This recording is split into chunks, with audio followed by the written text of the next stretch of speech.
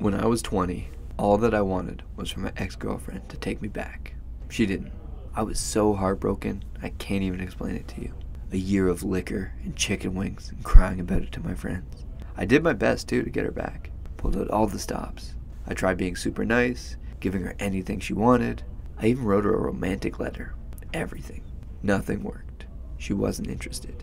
But I was a little bit dumber back then. But looking back, I got so lucky that it worked out the way it did. It was the catalyst for amazing changes in my life and helped me become the man that I feel like I was destined to become. I couldn't be happier. Have you ever had this? You want something with all your heart and it doesn't come. Or it comes but in a way that you least expected and it turned out to be the perfect thing for you. I've seen over and over in my life that I don't get what I want when I want it. I get what I need at the right time in the exact perfect way. Sometimes it's delayed and there's things to learn before I can get to my goal. Sometimes it's something completely different, and that turns out to be just right. For years, I tried to succeed on YouTube. Nearly a decade. But then randomly, I started making content on TikTok from the right place, and it exploded nearly effortlessly. I got over 100,000 followers in less than 6 months. As Marcus Aurelius says, that every event is the right one. Look closely, and you'll see. Not just the right one overall, but right. As if someone had weighed it out with scales.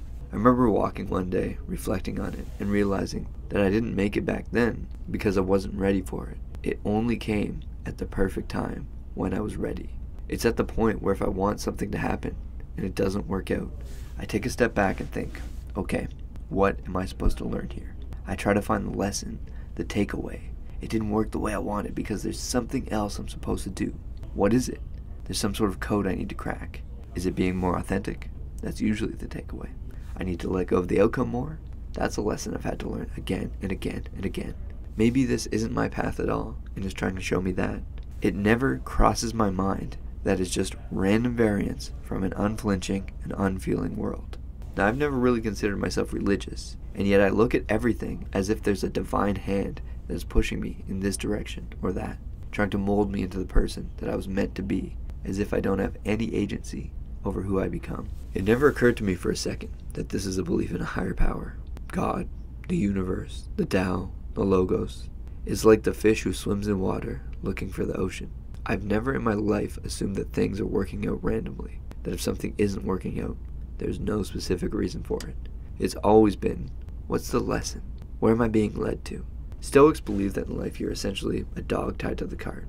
The Logos is directing the cart in whichever direction. You'll get there eventually, but you're like the dog, and you can either run alongside the cart or get dragged along against your will. Either way, you're going to end up where you're going to end up. It's just a lot more pleasant if you run along instead of getting dragged. Now, I believe, and this is a little woo-woo here, but you come down to this world with certain personality traits that make you take to certain things over others. You are not a blank slate. You came in with weaknesses and tendencies that shape who you're supposed to become. I believe you selected all these before you took birth, and so your job is trying to see what you're supposed to be doing to fulfill your role in the unfolding story of your life. Epictetus says that there's something that the general wants, general being God, and that we should deduce his will as best we can. Habib Nurmagomedov puts in work, effort, and energy into his craft of fighting. He prepares to fight and believes God is directing him. Although he puts in all this effort on his own, he lets go of the outcome. If Allah wants it, then I will win. He knows that he's guided. He doesn't leave it up to himself. He doesn't give himself agency because in the end, it's all God's will be done. It never occurred to me that this was strange or spiritual. Not until this week did I take that into account. I think overall it helps though, to look for the lesson, for what the general wants. Look at the omens and see where you're being pushed to.